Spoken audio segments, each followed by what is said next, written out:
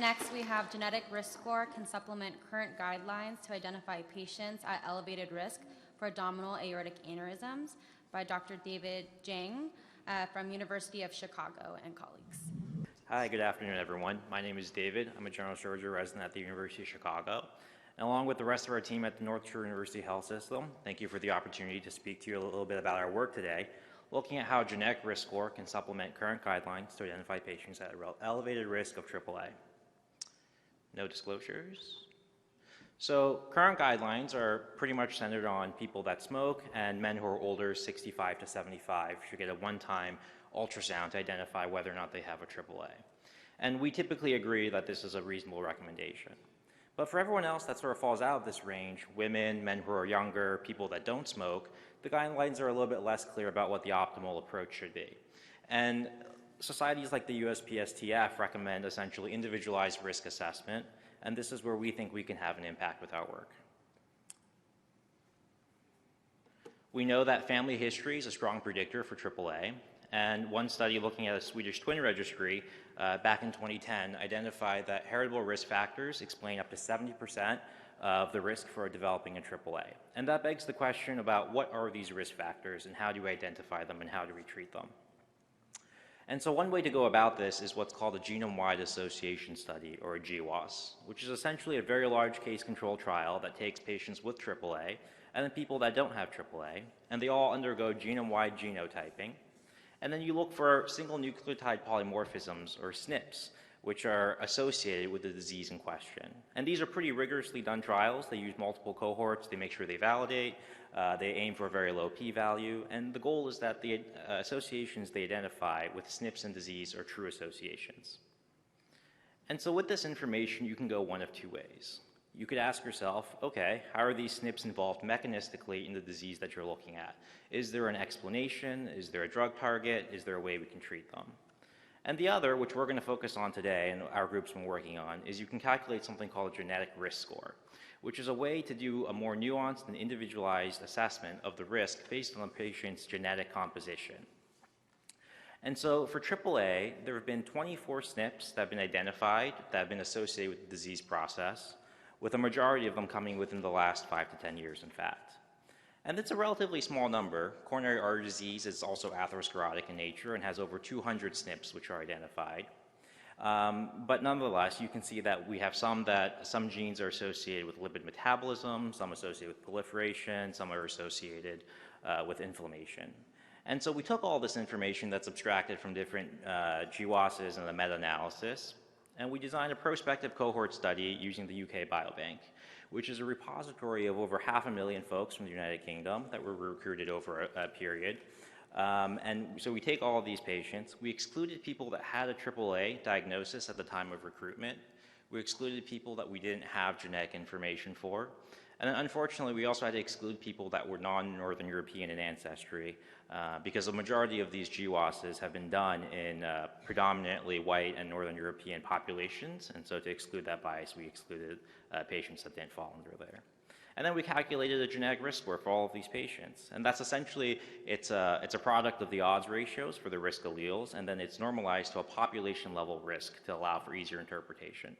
And then we followed them through their time in the biobank, and at the end of about 12 years on average, we had 2,400 individuals who had developed a AAA.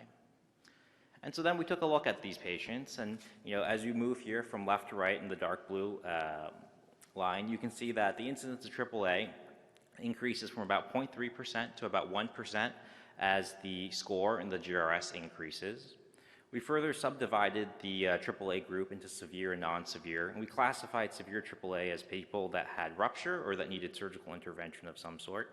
And you can see that in the light blue and in the gray, there's a linearly increasing trend as well, and this was statistically significant as you move from lower to higher score of the association between the score and AAA incidence. We moved to a multivariable analysis to look further at this, and if we focus on the left side of the table, you can see that for AAA, your typical clinical risk factors of being male, being older, smoking, having high blood pressure or high cholesterol were all associated independently with AAA, which is no surprise. And then we looked at our score. We first designed a cutoff of 1.5 prior to beginning the analysis. And we chose 1.5 because we're using a population normalized score, which means that it's almost like interpreting a relative risk. So 1.5 is equivalent to a relative risk of 50% above the population average that you're looking at. And our score at that cutoff was statistically significant as an independent predictor of association with AAA. And we also looked at coronary artery disease, which was also significant, and we think this is an atherosclerotic risk factor type process going on.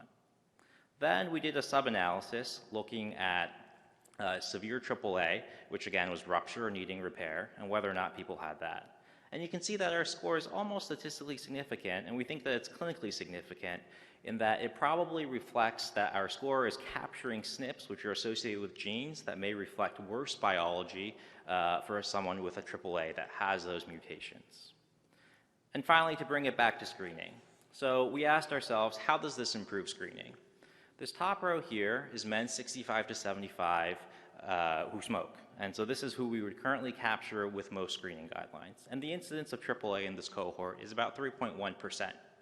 So we asked ourselves, what combination of risk factors, clinical and GRS, can be used to identify populations with an incidence of AAA that's greater than this that we're not currently capturing? And really two groups come in hand here. You have men who are 65 to 75 with no smoking history, with a GRS score in the top 1%.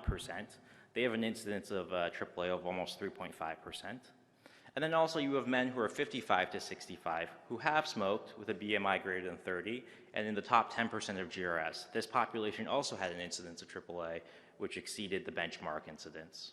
And so this is where we think our research can have an impact. We don't think that this is going to replace clinical risk factor screening, but for those individuals and those populations where you're not quite sure whether or not screening is the right choice, we think that this is another way that you can make a more nuanced and informed decision with your patient about whether or not screening for AAA is appropriate.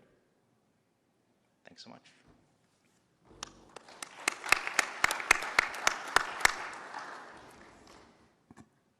Thank you. Dr. Hoyle? Hi, Andy Houle from Northwestern. It was a beautiful talk and really remarkable body work, so applaud you for that. I just wonder if the lower hanging fruit here, actually in contrast to what you're describing here, is actually evaluating the patients with AAA as the proband for a possible family study of risk factors in their children. And maybe that's an opportunity to both inform that patient's risk for passing on a genetic component of their aneurysmal disease, and maybe a little more easy to assess than a population-wide evaluation of genetics. Yeah, definitely. No, I agree. I think because a lot of these can be inherited, that's definitely a good idea. We could look into it. Thank you.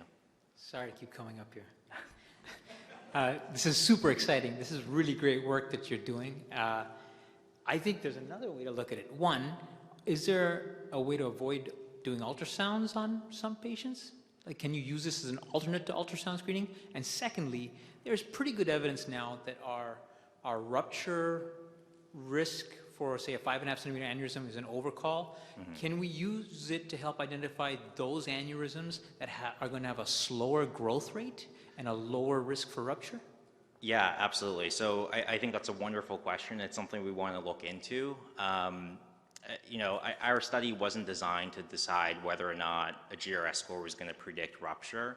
I think we saw a very interesting signal that there was a severity component that was associated with the score. That's pretty atypical for a lot of these genetic risk scores. A lot of them just tell you disease or no disease. They don't really tell you the phenotype of the disease. So I think it's something we have to look into a little bit further. Thank you. Thank you so much.